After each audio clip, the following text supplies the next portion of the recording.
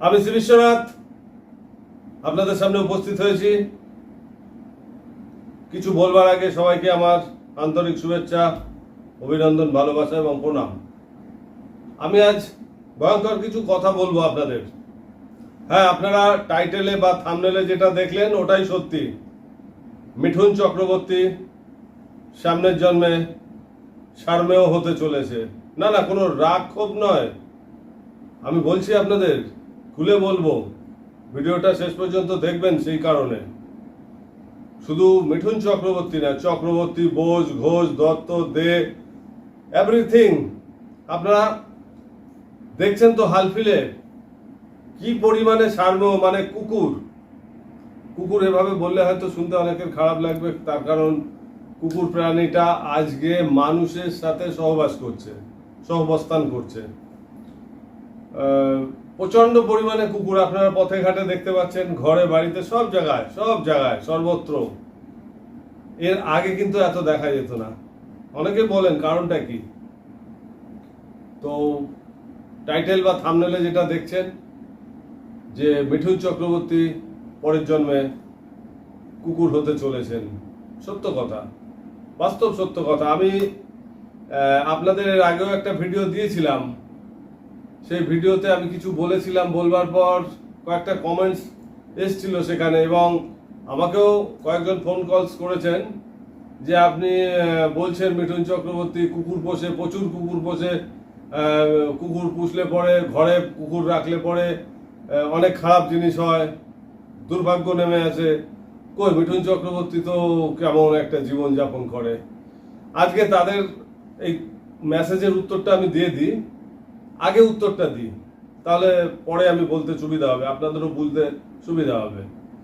আচ্ছা, মিঠুন চক্রবর্তী কোথা থেকে উঠেছিলেন? একটা গান গেয়েছিলেন, বম্বে গিয়ে জিরো থেকে হিরো হয়েছেন, সত্য কথা। মিঠুন চক্রবর্তী এক সময় কলকাতা থেকে গেছিলেন এবং সেখানে ফুটপাতে জীবনযাপন করেছে, বহুদিন স্ট্রাগল করেছে, লড়াই করেছে, এবং তিনি শেয়ারে কয়েকজনের সাথে একটি ঘরে বস্তিতে থাকতেন। সেখানে মেঝোয় থাকতেন, মেঝের ওপরে চাদর পেতে। আর বম্বে তখন পাও ভাজি খুব সস্তা ছিল, তাই তিনি রাতের বেলায় পাও ভাজি কিনে আনতেন, সেটি খেতেন এবং কিছুটা বাঁচিয়ে রাখতেন পরের দিন খাবে বলে। এতটা লড়াই ছিল তার জীবনে, খাওয়ার কষ্ট, থাকার কষ্ট, সবকিছুর কষ্ট। তো রাতে সেই পাও ভাজি ইঁদুর খেয়ে যেত খানিকটা। মিঠুন চক্রবর্তী পরের দিন সেখান পাশ থেকে আবার খেয়ে নিতেন। বুঝতে পারছেন কতটা লড়াইপূর্ণ জীবনযাপন ছিল এই হিরো হতে গিয়ে, এবং তিনি হিরো হয়েছেন। তখন তিনি কুকুর পুষতেন না, একটি কুকুরও পুষতেন না। কুকুর কবে পুষলেন? যখন তিনি সত্যিকারের বড় মানুষ হয়ে উঠলেন, তখন তার প্রচুর কুকুর হলো, প্রচুর কুকুর। যেন ঘরে বাইরে সর্বত্র তিনি কুকুর নিয়ে শুয়ে থাকেন, কুকুর নিয়ে বসে থাকেন। কুকুর চেটে দিচ্ছে মুখ, কুকুরকে খাবার খাইয়ে দিচ্ছেন, সেই খাবারও বোধহয় নিজের পেটে চলে যাচ্ছে, এরকম একটা পরিস্থিতি। এখন কোথায় আছেন মিঠুন চক্রবর্তী? যারা বলছেন মিঠুন চক্রবর্তীও কুকুর পোষেন, তারা মিঠুনের আগের লাইফটা দেখুন আর এখনকার লাইফটা দেখুন। এখন কুকুরের থেকেও খারাপ হাল। বলতে খারাপ লাগছে, তিনি কলকাতার লোক, বাংলার লোক, আমিও বাঙালি, বলতে খারাপ লাগছে, কিন্তু বলতে হচ্ছে। যেটা সত্য সেটা বলতে হবে, এবং আপনাদেরও শোনার মানসিকতা রাখতে হবে। আর্গু করলে হবে না, আর্গু করবেন না। যেটা বলছি শুনুন মন দিয়ে, যাতে পরের জন্মে আপনাদের কুকুর না হয়। কুকুর পুষুন, আমি তো বারবার বলছি কুকুর পুষুন। মিঠুন চক্রবর্তীর পরিস্থিতি কোথায়? আজকে ছেলে ধর্ষণ কেসে আসামি, তার পালিত মেয়ে, সে এখানে ওখানে সেখানে তার সম্পর্ক হয়ে বেড়াচ্ছে, মানে একটা নাজেহাল অবস্থা। আরো বাকি যে দুটো ছেলে আছে, একটা নাজেহাল অবস্থা, মানে ঘরে বাইরে একেবারে সর্বনাশ। যারা খবর রাখেন তারা জেনে নেবেন, আমি বলছি আপনাদের, আপনারা একটু ভেরিফিকেশন করে জেনে নেবেন আজকে মিঠুন চক্রবর্তী কোথায় আছে।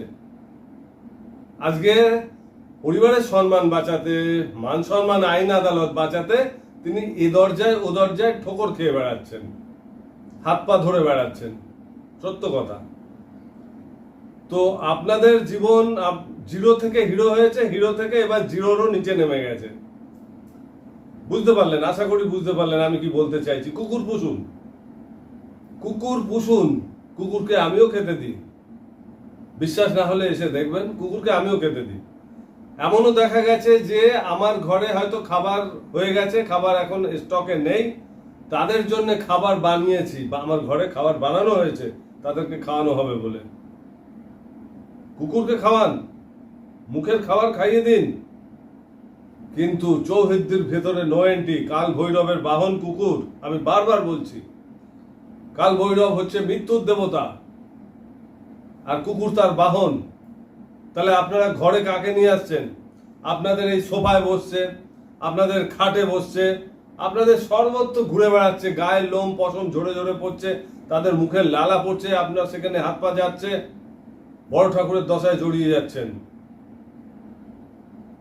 কুকুর হচ্ছে দ্বারপাল, তাকে দ্বারে রাখুন, তার জন্য সুন্দর একটা ঘর করে দিন। আপনার চৌহদ্দির বাইরে সুন্দর ঘর করে দিন, সেখানে খাট পেতে দিন, সোফা দিয়ে দিন, সুন্দর বিছানা পেতে দিন, কিন্তু সেটা তার জন্য, আপনার জায়গায় নয়। সাবধান হয়ে যান। যেসব মানুষ জন্ম পেয়েছেন, আপনারা জানেন না যে কত লড়াই, কত স্ট্রাগল করে আগের জন্মে এই মানুষ জন্ম পেয়েছেন। মনে আছে? মনে নেই। মনে থাকবে কি করে? ছোটবেলার কথাই তো মনে থাকে না মানুষের। 1 বছর 2 বছর 3 বছর বয়সের কথাই তো মনে থাকে না বড় হলে। আগের জন্মের কথা কি করে মনে রাখবেন? যে আপনি কি করেছিলেন, আর দেহ হারাবার পর কত লড়াই জন্ম করেছেন এই মানুষ জন্ম পাবেন বলে। আর এই মানুষ জন্ম পেয়ে কি করছেন আপনারা? মৃত্যুর বাহনকে ঘরে ঢুকিয়ে আনছেন। ঘরে এক খেলাতেও আমি খেতে দেখেছি, মুখ চাটছে, জিভ চাটছে কুকুরে। ভাবতে পারেন? আমার তো আমার এরকম হয়। আপনাদের কেমন হয়? আমি দেখেছি, নিজে চোখে দেখেছি। কুকুরের জন্ম হবে, মৃত্যুর পরে এরা আবার কুকুর জন্মে আসবে, কুকুর জনিপ্রাপ্ত হবে। আমি বলছি, খুব জোরের সাথে বলছি, আমি বুঝেছি বলেই বলছি। কিন্তু এরা এটা মনে করবেন না যে আমি কুকুর বিরোধী নয়, কিন্তু বুঝবেন, ভুল বুঝবেন না, ঠিকটা বুঝবেন। কুকুর বিরোধী না। কুকুরকে খেতে দিন, ভালো ভালো খাবার দিন, ভালো ভালো পোশাক পরান, ভালো ভালো জায়গায় তাদের রাখুন, কিন্তু নো এন্ট্রি ঘরে নো এন্ট্রি, বাইরে রাখুন। আমি এমনও দেখেছি, আমার এক রিলেটিভের বাড়িতে গেছে, আমি কুকুর যে ঘরে এন্ট্রি নেয়, আমি সেই বাড়িতে যাই না, জানেন তো। মৃত্যুর বাহন কুকুর। আমি এক রিলেটিভের বাড়িতে একদিন গেছি, দেখছি তার বাড়িতে ঘরে এসি চলছে, ওই হালকা বাতাস চলছে, সেখানে মাঝে মাঝে এরম কুকুরের যে গায়ের লোম উঠছে।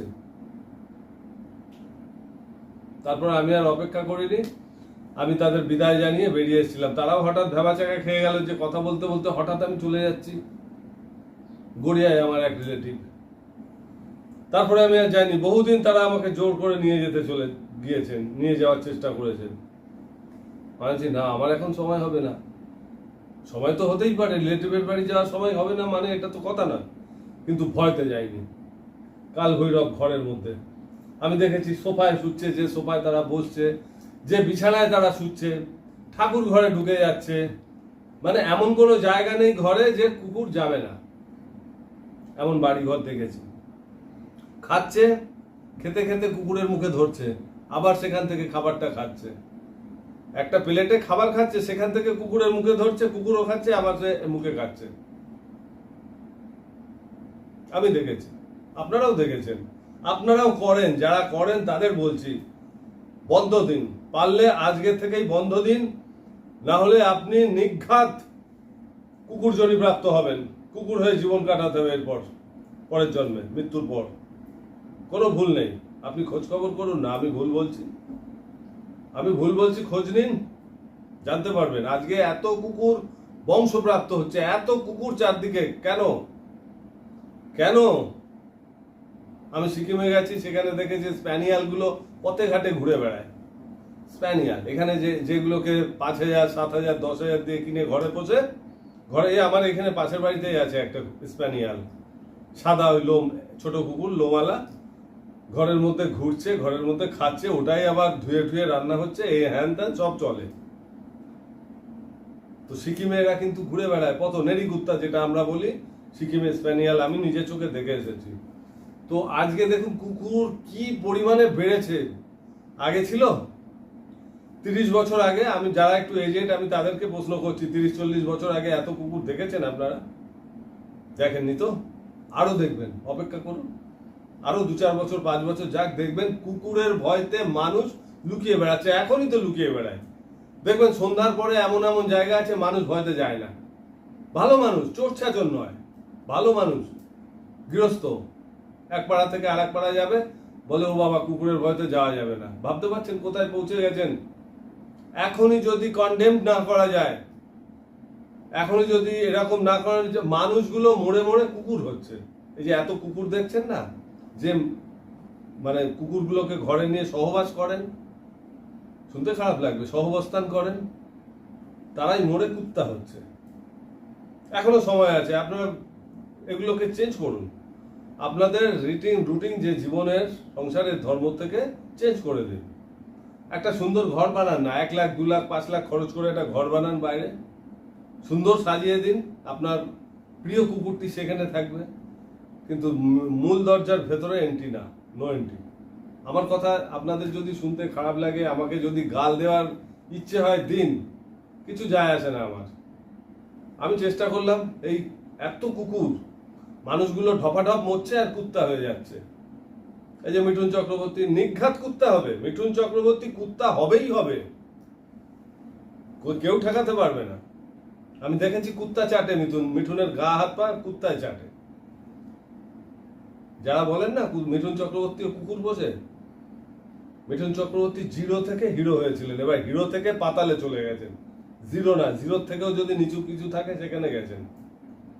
তো আপনারা যদি মনে করেন আমার এই কথাবার্তাগুলো আপনাদের কিছু শিখাবে বা আপনারা কিছু জীবন থেকে বদলাবেন, বদলে নিন, আজকেই বদলে নিন, আজকের থেকে, এই ভিডিওটা দেখার পর থেকেই বদলে নিন, না হলে আপনি কুত্তা হতে চলেছেন, কুত্তা হতে চলেছেন। আমি এরকম বহু দেখেছি, জানেন, মানুষ মরে গেছে, মরে গিয়ে কুত্তা হয়ে সেই বাড়িতে এসছে। আমার সাবজেক্টটাই তো এই, সেই বাড়িতে সে কুত্তা হয়ে এসছে, এবং তার যারা আত্মীয় স্বজন পরিজন পাড়াপড়শি তারা বুঝেছে এ অমুক বাবু ছিলেন, মারা গিয়ে কুত্তা হয়েছেন। বহুত অভিজ্ঞতা হয়েছে। আপনারা একটু চোখ কান খোলা রাখুন, দেখবেন আপনাদেরও হবে, আপনাদেরও হবে, আপনারাও বুঝতে পারবেন যে এই মানুষটা মরে, এই যে কুত্তা দেখছেন, এই কুত্তার মতন আচার ব্যবহার হচ্ছে আপনার সেই প্রিয় মানুষটির, আপনার জানা মানুষটির। সত্য কথা, এত কুত্তা চারদিকে ঘুরে যাচ্ছে, ভুড়ি ভুড়ি কুত্তা। আমার এখানেই বোধহয় 20টা কুত্তা আছে, ঘর থেকে বেরোলে 20টা কুকুর। তো যাই হোক, কুকুর পুষুন ঘরের বাইরে, যেমন খুশি পুষুন, ঘরের বাইরে, ঘরের মধ্যে নো এন্ট্রি। আপনাদের ভালোর জন্য বললাম, তর্ক করবেন না, পারলে করুন, চেষ্টা করুন। আজ এ পর্যন্ত, ভালো থাকুন সবাই। মানুষ হয়ে জন্মেছেন, আবার মানুষ হন, নাহলে মানুষের থেকে ওপরে কোথাও জন্ম নিন, কিন্তু মানুষ জন্মের নিচে যাবেন না, নিচু জনি প্রাপ্ত নেবেন না। জানলেন যখন সংযম করুন, সংযত হয়ে যান সবাই। আজ এ পর্যন্ত, ভালো থাকুন সবাই, শুভেচ্ছা রইল, বাই। নাও ক্যামেরা বন্ধ করো।